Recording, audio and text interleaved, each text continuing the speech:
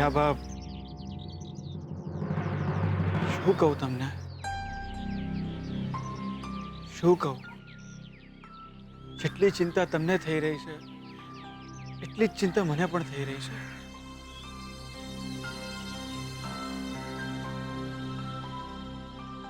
તમારા ઘરેથી લક્ષ્મી સાથે જ્યારે મેં વિદાય લીધી હતી ત્યારે હું પણ નહોતો જાણતો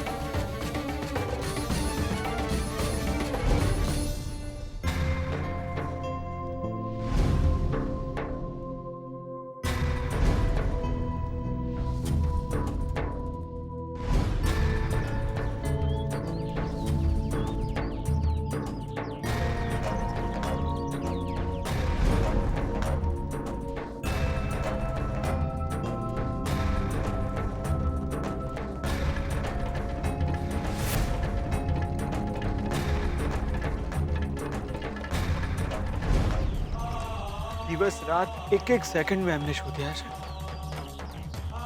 દરેક ગલી દરેક રસ્તા ફરી વળ્યો કે ક્યાંક એમનું પગેરું મળી છે. હજુ તો હું એમને હકીકત કહેવાનો હતો કે એમને અમદાવાદ મૂકવા જઈ રહ્યો છું. એ પહેલા તો એ ચાલી ગયા. મને ખબર છે એમણે મારા વિશે શું વિચાર્યું હશે. એમણે વિચાર્યું હશે કે મને કોઈ તકલીફ ના પડવી જોઈએ, પણ એમને કેમ સમજાવું કે એમના વિના કેટલી તકલીફ પડી છે મને. મારા શ્વાસ રૂંધાઈ જાય એટલી પીડા થઈ છે મને. લક્ષ્મીને પત્ની માનું એટલી ભલે પોતાની ના લાગી હોય, પણ એની ચિંતા ના થાય એટલા પારકા પણ નથી ગણ્યા. શું કરું હું હીરાબા, કહો શું કરું? નથી કર્યો મેં તમને ફોન. શું કહે તો હું તમને ફોન કરીને કે તમે જે જવાબદારી સોંપી છે મને એને હું પૂરી જ નથી કરી શક્યો. માફ કરો, તમે ખૂબ સહન કર્યું. તમારું જીવતર ઝેર થઈ ગયું. માફ કરી દો મને. હાથ ના છોડો તમે, પ્લીઝ.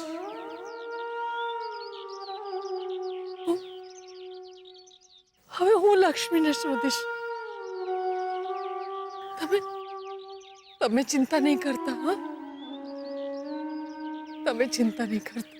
એટલા મોટા શહેરમાં તમે લક્ષ્મીને ક્યાં શોધશો? શોધીશ. શોધવી પડશે મારે, કારણ કે ઉપર જઈશ અને એના મા બાપુ મને પૂછશે કે કાવડી અમથી દીકરીને ના સાચવી શક્યા. શું જવાબ આપીશ એ લોકોને? શોધીશ ને. તમે ઘરે પાછા જતા રહો. મારી વાત માનો, ઘરે પાછા જતા રહો પ્લીઝ. લક્ષ્મીની કોઈ પણ ખબર મને મળશે તો સૌથી પહેલા હું તમને જણાવીશ. ના ભાઈ, ના. અમારી લીધે તમે કેટલી તકલીફ લેશો. હવે તમે તકલીફ નહીં લો. હું એને શોધીશ. હું શોધીશ એને. પ્લીઝ ઘરે પાછા જતા રહો.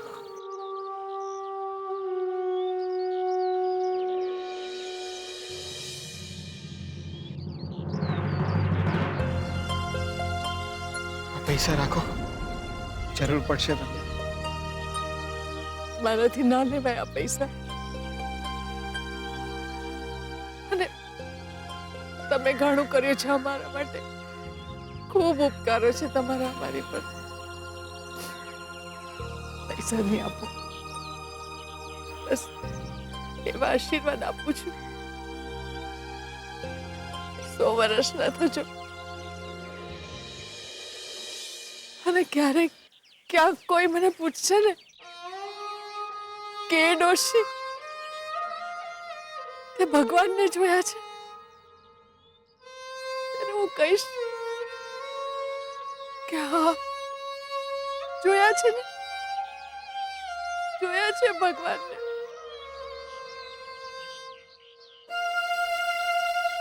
બીજા માટે જેની આંખમાં પાણી આવે ને એવા ભગવાનને જોયા છે.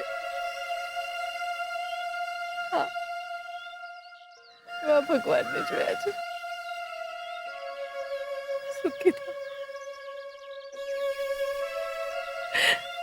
એ જ આશીર્વાદ છે મારો.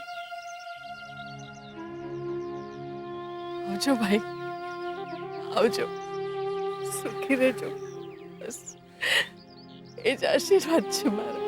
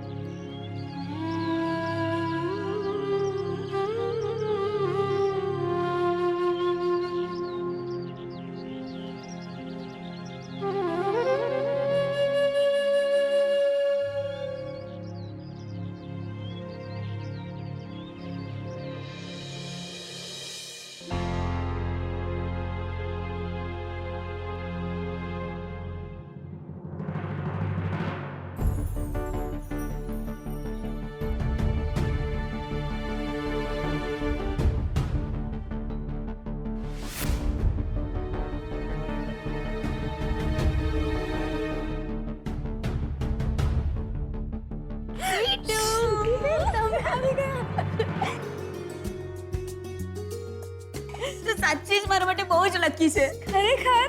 હા. હવે જલ્દીથી મારી સગાઈ થઈ જશે. શું વાત કરો છો? હા. ચલ ને હું તને મારા રાજકુમાર વિશે બધી વાત કરું.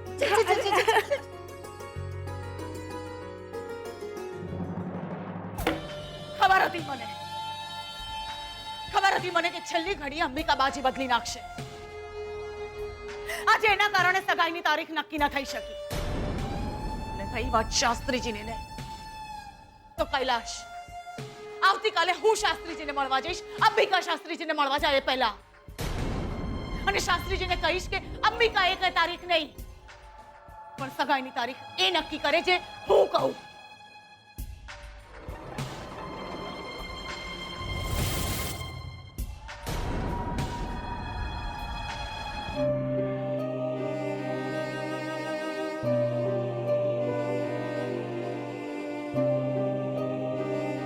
શોધન બેટા,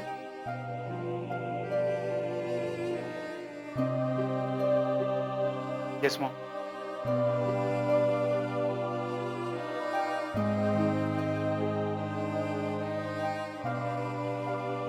ના બેટા, હું તને કંઈ નહીં પૂછું, તને એક પણ સવાલ કરીને હેરાન નહીં કરું. તું ક્યાં જાય છે, કોને મળે છે, કોના લીધે આટલી તકલીફ થઈ રહી છે તને, કંઈ નહીં પૂછું.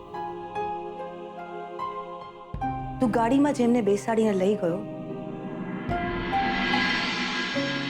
એ માજી કોણ હતા એ પણ નહીં પૂછું. એ કેમ રડી રહ્યા હતા, તું એમને કઈ રીતે ઓળખે છે, કંઈ નહીં પૂછું. કેમ કે મારા માથે હાથ મૂકીને પણ તું જવાબ ના આપી શક્યો. નહીં પૂછું. બસ મને એટલું કે તું શ્રુતિ સાથેના સંબંધથી ખુશ તો છે ને?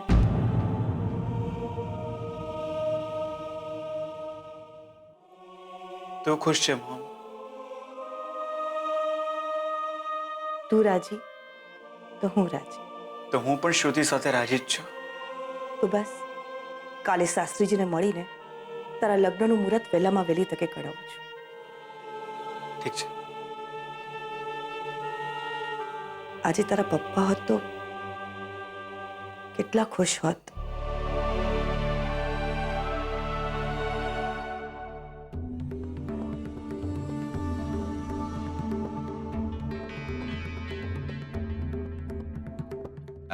એક્સક્યુઝ મી અંકલ, સોરી પ્રસંગ તો નથી છતાં પૂછું છું.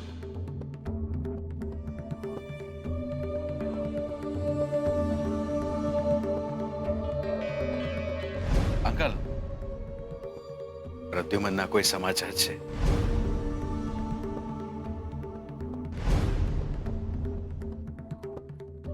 અમે તો હવે રાહ જોઈ જોઈને થાક્યા છીએ.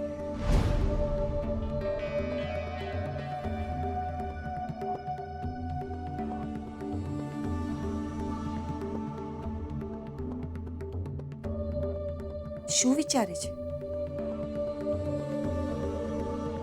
પ્રદ્યુમન ક્યાં છે સારિકા? કેમ આજે અચાનક પ્રદ્યુમનભાઈની વાત? પ્રદ્યુમન ક્યાં છે? ઘણા વર્ષો થઈ ગયા. પ્રદ્યુમનભાઈ અચાનક ગાયબ થઈ ગયા. એ ક્યાં છે, કેમ છે, કોઈને કાંઈ જ ખબર નથી. એ જીવે છે કે નહીં એ પણ કોઈને ખબર નથી. જો એમ ખબર પડે કે પ્રદ્યુમનનું ખૂન થઈ ગયું છે તો? રંજીત, આ તું શું બોલી રહ્યો છે? પ્રદ્યુમનભાઈ મારા ભાઈ હતા. આઈ મીન છે. પ્રદ્યુમન છેલ્લા ઘણા વર્ષોથી લાપતા છે. એનું ખૂન થઈ ગયું છે અને એનું કાશળ કાઢવામાં હાથ હતો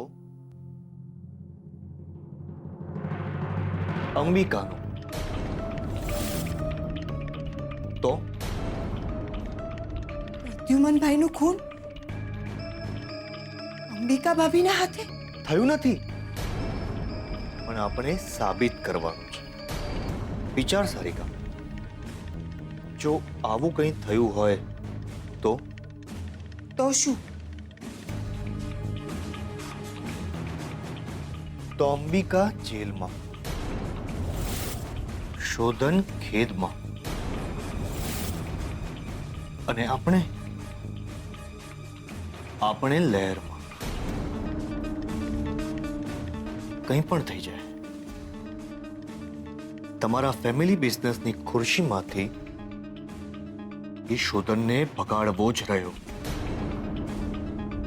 આ શોધનની અંબિકા સિવાયની બીજી કઈ દુખતી નસ છે?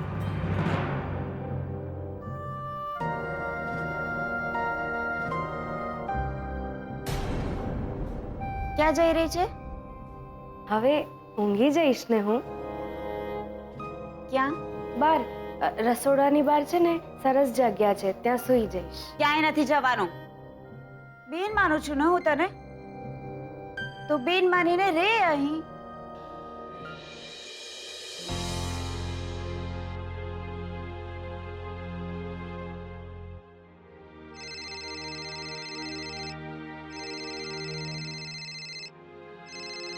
મારા રાજકુમારનો ફોન છે. એ તને આ ફોન ઓપરેટ કરતા આવડે છે? ફોન વાપરતા આવડે છે? જો તને શીખવાડું. આ છે ને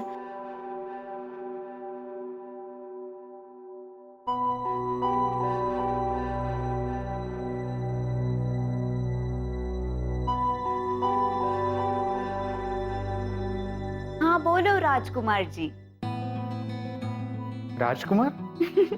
હા, મારી એક વાલી ફ્રેન્ડ છે ને સ્વીટુ, એણે તારું નામ પાડ્યું છે રાજકુમાર.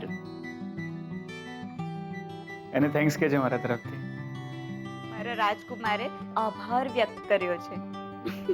અચ્છા લિસન, હમ મેં ફોન એટલા માટે કર્યો છે કારણ કે મોમ કહે છે કે બને એટલું જલ્દી આપણે સગાઈ કરી લઈએ. What are you saying? Wow! Yippee! I love you, I love you, I love you, I love you, I love you. કિસી તો કરી શકું ને? ચાલ પેલી બાજુ જો. આપણે જલ્દીથી મળીએ. Good night. Okay bye, good night. By.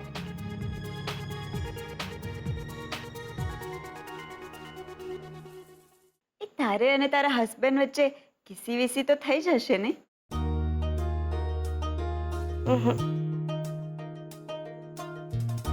તો પછી એકબીજાને આઈ લવ યુ તો કહ્યું જ હશે. શું એટલે?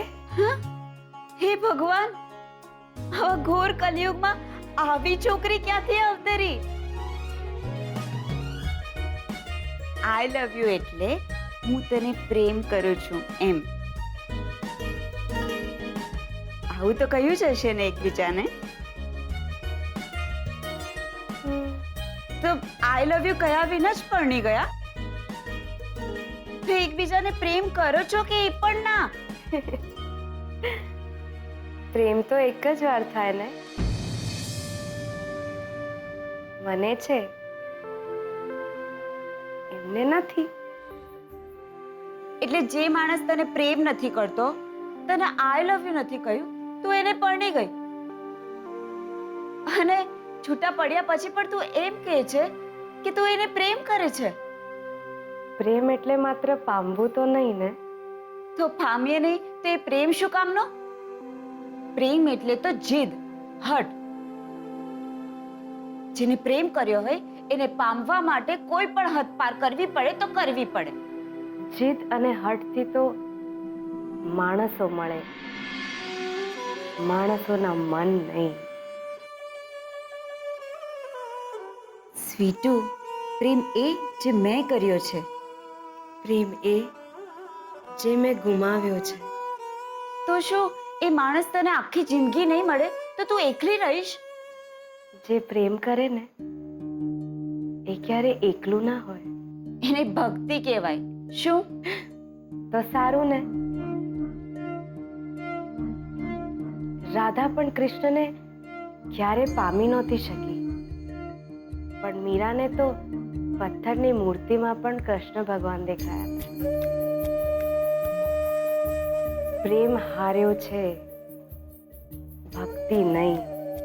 મતલબ કે તને એ માણસ માટે કોઈ ફરિયાદ નથી? જેણે તારી સાથે લગ્ન કર્યા પછી પણ તને છોડી દીધી?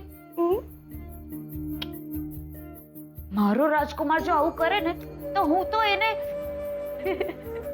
તમે જો પ્રેમ કરતા હો ને તો તમે આમ ગુસ્સે થઈ જ નહીં શકો. એક વાત કહું, એક પળ માટે તમે આમ આંખો મીચીને વિચાર કરો અને જો તમને તમારો રાજકુમાર દેખાય તો એ પ્રેમ સાચો